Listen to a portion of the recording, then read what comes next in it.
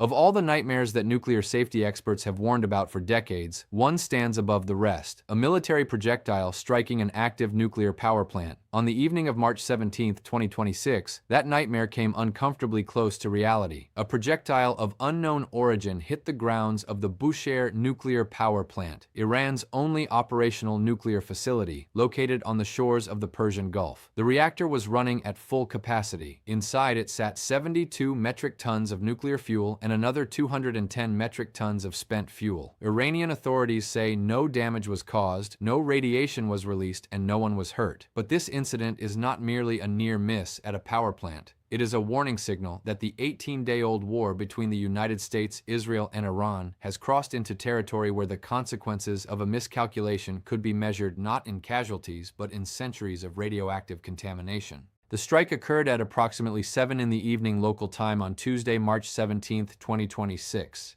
Iran's Atomic Energy Organization confirmed that what it described as a hostile projectile hit the grounds of the Bushehr facility, landing near a meteorological service building within the plant's perimeter, according to a statement carried by the semi-official Tasnim news agency.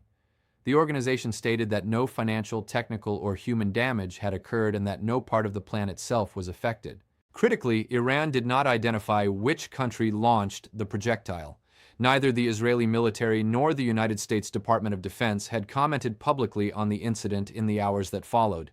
Russia's state nuclear corporation, Rosatom, which built and continues to maintain the plant, condemned the strike and called on all parties to de-escalate around the facility. Rosatom's head, Alexei Likachev, confirmed in a statement that radiation levels around the plant remain normal and that there were no injuries among the staff. The incident took place on the 18th day of a full-scale military conflict that began on February 28, when the United States and Israel launched coordinated strikes against Iran, killing Supreme Leader Ali Khamenei and dozens of senior military and political figures. Since then, the war has expanded far beyond Iran's borders, drawing in Hezbollah in Lebanon, triggering Iranian retaliatory strikes against Gulf states, including the United Arab Emirates, Saudi Arabia, Qatar, Bahrain, Kuwait, and Oman, and effectively shutting down shipping through the Strait of Hormuz, one of the world's most vital energy choke points. On this same day, Israel confirmed the assassination of Ali Larijani, the secretary of Iran's Supreme National Security Council, and considered by many to be the country's de facto leader since Khamenei's death.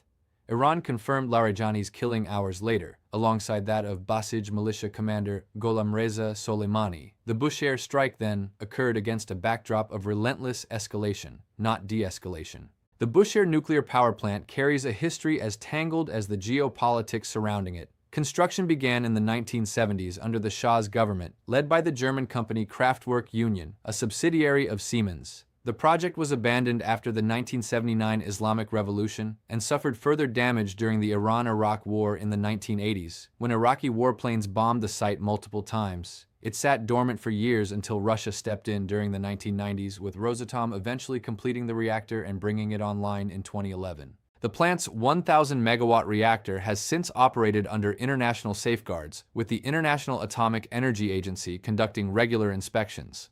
Bushehr is distinct from Iran's uranium enrichment facilities at Natanz and Fordow, which have been at the center of international concerns about a possible Iranian nuclear weapons program. Bushehr is a civilian power reactor fueled by Russian-supplied low-enriched uranium, and its spent fuel is returned to Russia under bilateral agreements. Nonetheless, the presence of any operating nuclear reactor in a conflict zone raises the stakes to an entirely different level. The precedent that haunts every nuclear safety expert is the Zaporizhzhia nuclear power plant in Ukraine, which became a flashpoint during the Russian invasion beginning in 2022. That facility, Europe's largest nuclear power plant, was repeatedly caught in crossfire, with both sides accusing the other of endangering it. The IAEA stationed inspectors there and issued repeated warnings about the risks. No catastrophic release occurred, but the episodes demonstrated how quickly a nuclear plant can become a bargaining chip and a danger in wartime.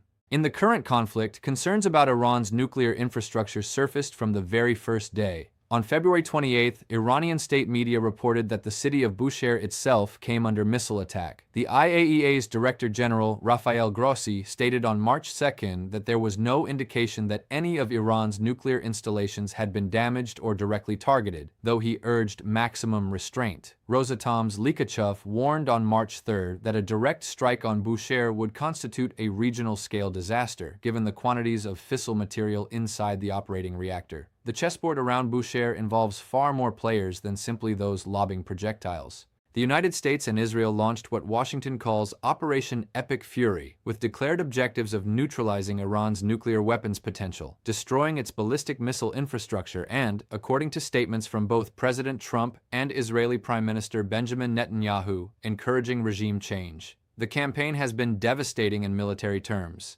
According to data compiled by the Armed Conflict Location and Event Data Project, nearly 2,000 distinct military events have been recorded across at least 26 of Iran's 31 provinces. Iranian ballistic missile launches have declined by more than 90% from February 28 to mid-March, according to publicly available data cited by analysts.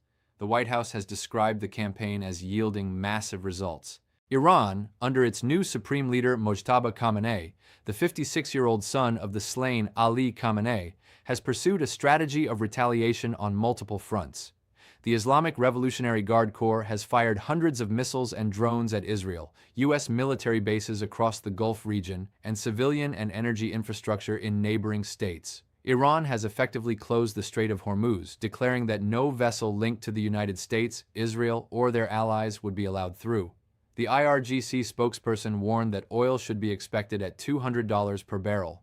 Iran's new leadership has rejected ceasefire proposals, with Mojtaba Khamenei reportedly stating it is not the right time for peace. Russia occupies a uniquely delicate position. Rosatom-built Bushehr continues to supply its fuel and has over 600 Russian employees at or near the facility. Russia has condemned strikes near the plant and issued warnings to Israel through its diplomatic representation. Moscow has evacuated some staff and family members but maintains its contractual obligations.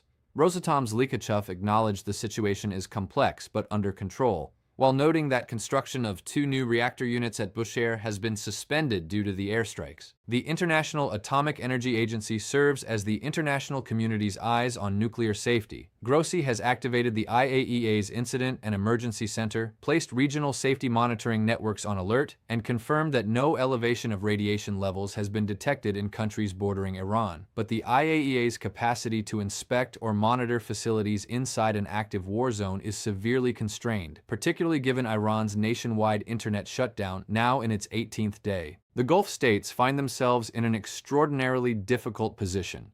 The United Arab Emirates, Saudi Arabia, Qatar, Bahrain, Kuwait, and Oman have all suffered Iranian retaliatory strikes. Any radiological incident at Bushehr, located on the Persian Gulf coast, would directly threaten these nations. As Grossi pointed out, the UAE has 4 operating nuclear reactors, Jordan and Syria have research reactors, and virtually every Gulf state uses nuclear applications of some kind. A contamination event at Bushehr would not respect borders. The economic dimension of a potential nuclear incident at Bushehr is almost incalculable, but even the existing conflict without such an event has already produced the largest disruption to global energy supplies in a generation.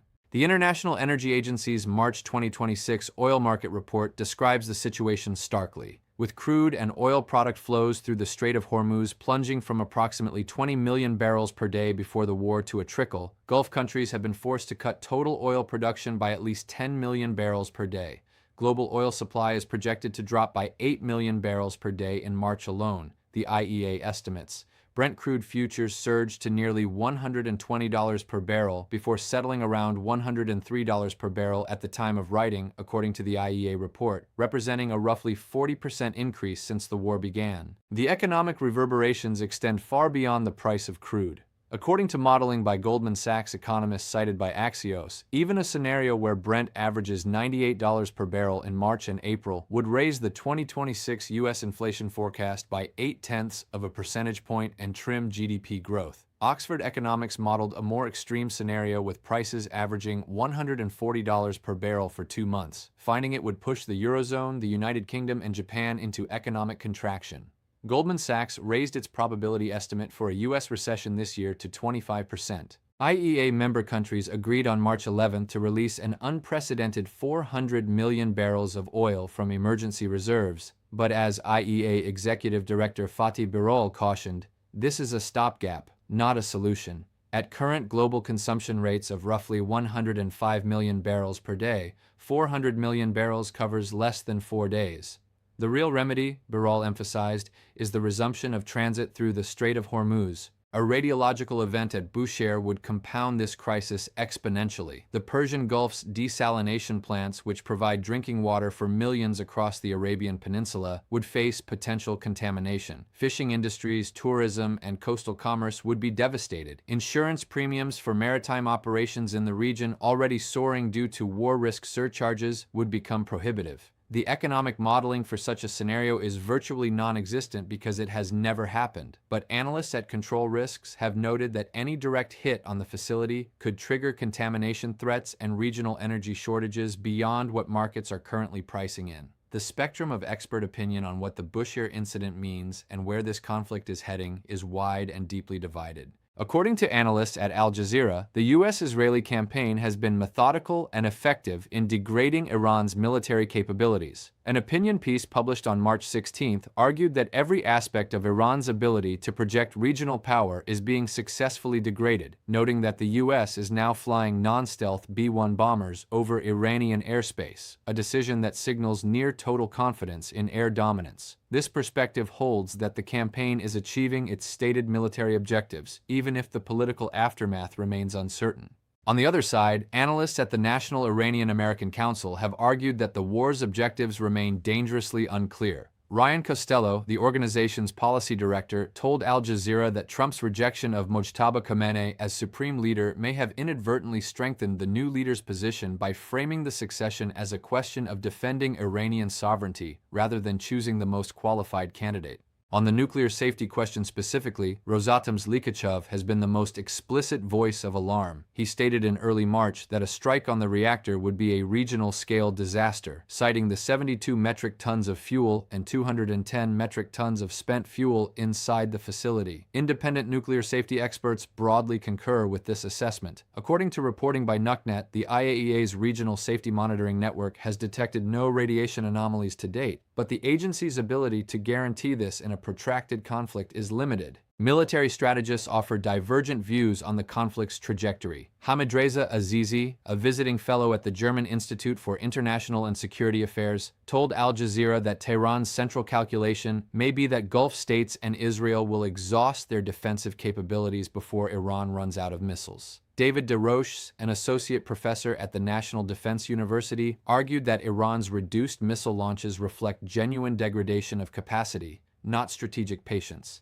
According to DeRoche, Iran has shifted from firing volleys at military targets to individual harassment strikes aimed at exhausting defensive alert systems. The political dimensions are equally contested. As CBS News reported, figures like Larijani, who was killed on this same day, represented the narrow pool of Iranian insiders capable of managing both the war effort and potential diplomatic off-ramps. His death, analysts at CBS noted, removes one of the few people who could help shape how the war ends. Professor Mohammed El-Masri of the Doha Institute for Graduate Studies told Al Jazeera that the U.S. and Israel are playing a game of eliminating leaders one by one, but cautioned that there is always another leader and that this strategy is unlikely to cause the regime's collapse. The ripple effects of this conflict, and of the Bushehr incident in particular, reach every inhabited continent. In Asia, the consequences are acute.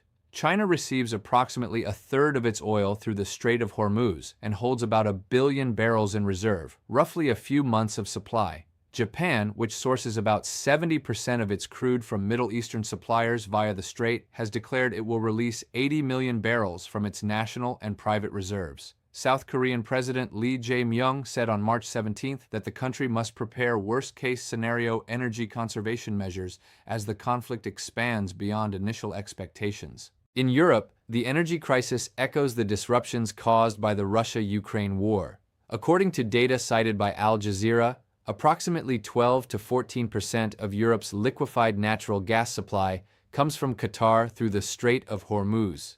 Christian Buger, a professor of international relations at the University of Copenhagen, warned that Europe faces a major energy supply crisis if the strait is not reopened.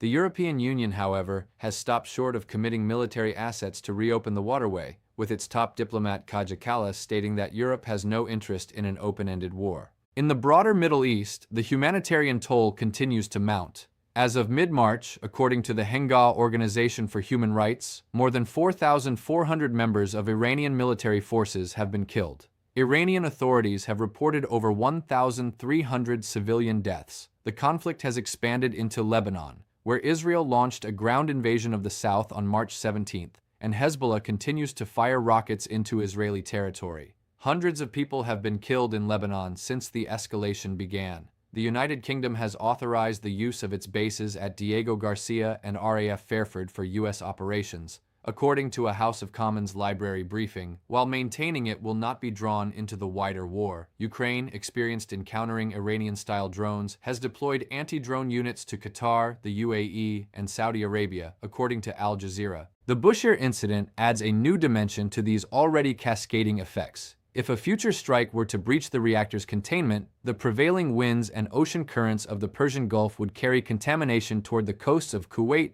Saudi Arabia, Bahrain, Qatar, and the UAE. The desalination infrastructure that provides fresh water to tens of millions of people in these arid nations would be at risk. The IAEA has noted that radiation monitoring across the region detected nothing unusual following this incident, but the question is no longer whether such a scenario is possible. It is whether the conflict's trajectory makes it increasingly probable. Several developments in the coming days and weeks will determine the direction of this crisis. First, watch for any attribution of the Bushehr projectile. As of the evening of March 17th, no country had claimed responsibility. If it is attributed to the U.S.-Israeli coalition, the incident could trigger a diplomatic firestorm beyond what has already occurred, given the international legal prohibitions on attacking nuclear facilities. If it was an errant Iranian defensive projectile or debris from an interception, the implications are different, but the safety concerns remain identical. Second, monitor the status of Rosatom's remaining personnel at Bushehr. Likachev has spoken of evacuating 150 to 200 employees when conditions permit, with over 600 Russian nationals still at or near the plant. Any acceleration of that evacuation would signal a deteriorating security assessment around the facility. Third, track oil prices and the Strait of Hormuz. Brent crude is hovering above $100 per barrel, with the IEA's emergency reserve release providing only temporary relief. President Trump has called on NATO allies, China, Japan, and others to contribute naval assets to reopen the strait, but as of March 17th, no major power has publicly committed to such an operation. The U.S. Energy Secretary said the country was not yet ready to provide Navy escorts. Fourth, the IAEA's ability to maintain monitoring is crucial. Director General Grossi has warned of increasing risks to nuclear safety across the region. Any indication that the agency's monitoring network has detected anomalies or that it has lost the ability to monitor facilities inside Iran would represent a significant escalation in risk. Finally, watch Iranian leadership dynamics. With Larijani's assassination on March 17th, the regime has lost yet another senior figure who could have facilitated a political off-ramp. Ahmad Vahidi, the relatively unknown IRGC leader appointed on March 1st, and Mojtaba Khamenei, whose physical condition remains uncertain according to U.S. officials, are now the most prominent figures in what remains of the Iranian leadership structure. A projectile landing on the grounds of an operating nuclear power plant is not a footnote in a war. It is a threshold. Whether it was a deliberate strike, a near miss from a nearby military target, or debris from an interception, the result is the same. The world's attention has been drawn to a risk that no emergency reserve release, no coalition of navies, and no diplomatic communique can mitigate once it materializes. The Bushehr plant sits on the coast of the Persian Gulf, a body of water shared by 8 nations and relied upon by billions of people around the world for energy, trade, and sustenance. The reactor continues to operate, the war continues to escalate, and the margin between a near miss and a catastrophe is measured in meters, not miles. What happened at Bushehr on the evening of March 17th may have caused no damage, but it has laid bare a truth that this conflict has been drifting toward since it began. Some consequences, once unleashed, cannot be contained, reversed, or repaired.